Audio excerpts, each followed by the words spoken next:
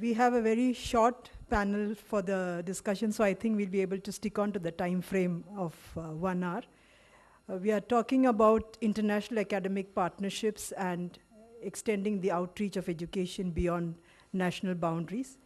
I think what I try and do was, as per the original plan, it was decided that we have a 6-minute slot for each of the speakers and then throw it open for discussion and let there be an interaction also among the panel.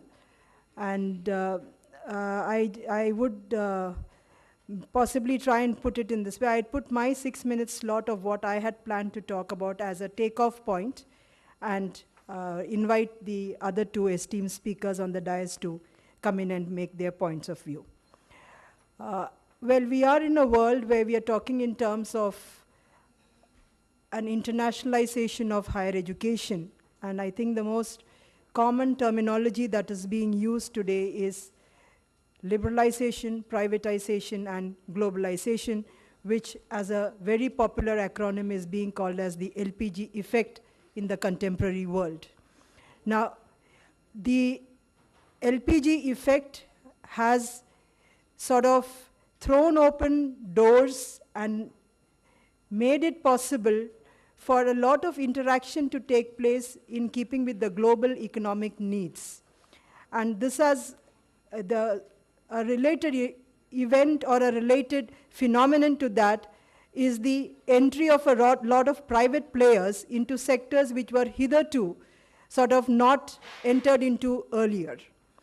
Now, if you have a phenomenon which has such a great impact, it is unlikely that education as a sector could remain insulated from that kind of a phenomenon. And you find that liberalization, privatization, and globalization has greatly influenced one of the largest social sectors, and that is the education sector. In fact, since I come from the Planning Commission, it becomes obligatory on my part to try and tell the esteemed audience over here that at no point of time, except during the 11th five-year plan, did education or even the social sector as such get such a thrust as it has got in the 11th plan. In fact, it has been a 9-fold hike in both the higher education sector as well as the school education sector. We had a speaker here in the morning, which I happened to come a little earlier in the session, which was chaired by the Vice Chancellor. We had one of the speakers who did make an observation that if the MHRD had been removed, then the education sector would have done very well. I didn't take that comment too well, though I did find that a sizable number in the audience felt very elated to hear that comment.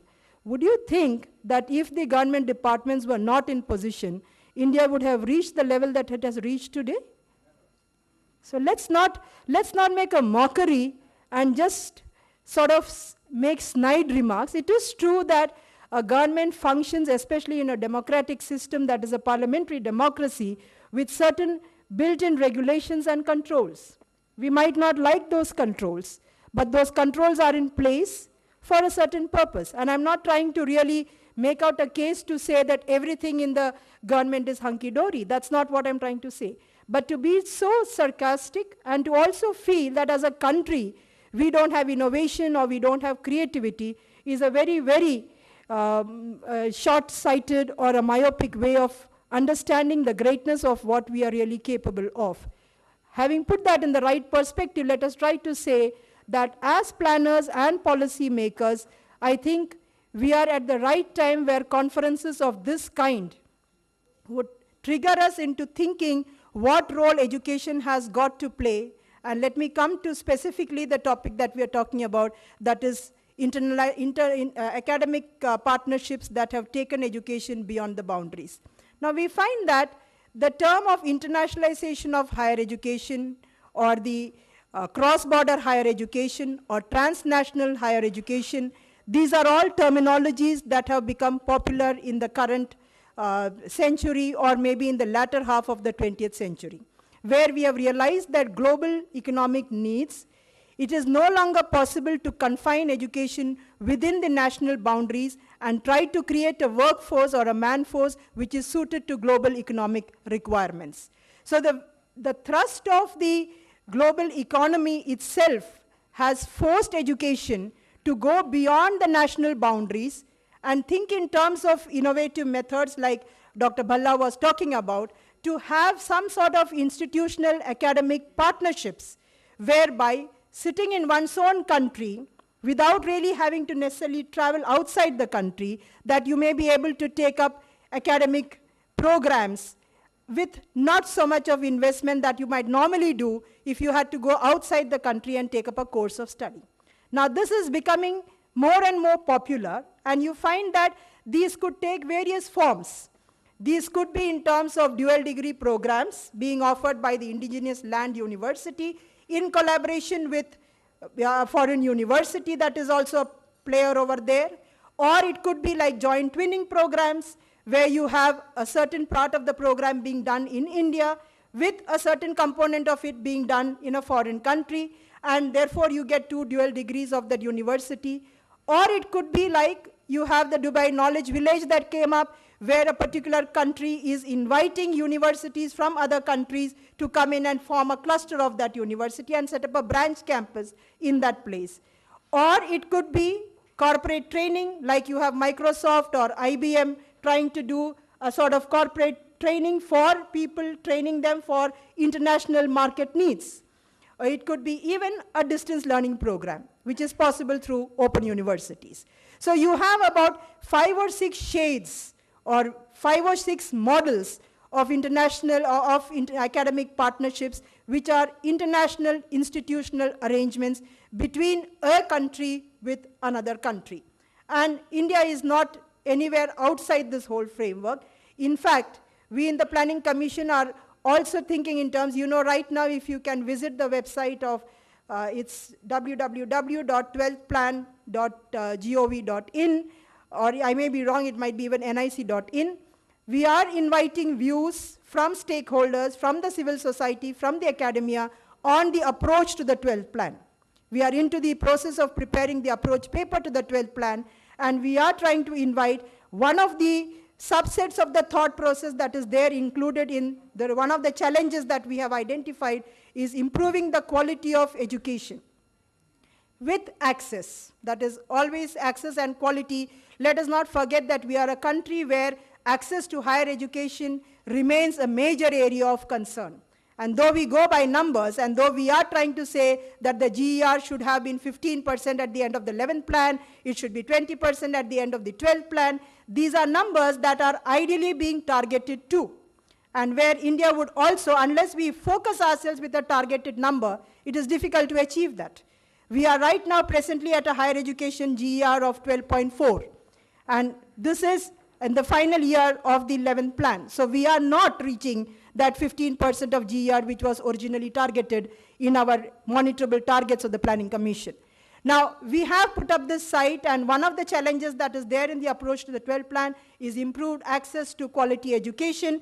And as people who are into the business of education, I would really request you to try and access this site and give in your views on to that, because we are trying to enrich our paper by taking into the views of the academia and the intellectual community and the civil society to get in your views to enrich our paper over here. Now, in that, one of the subsets, it is to have world-class institutions. And we are thinking that there could be, a kind of quality brand name institutions that could be there within India also. But that requires, like someone said, a huge investment. And a huge investment like that cannot come from public funding alone. The government funding alone cannot provide for that kind of money that is required for setting up world-class institutions. And that's how you can hear very popularly another very a maxim that the Planning Commission is talking about is of public-private partnerships.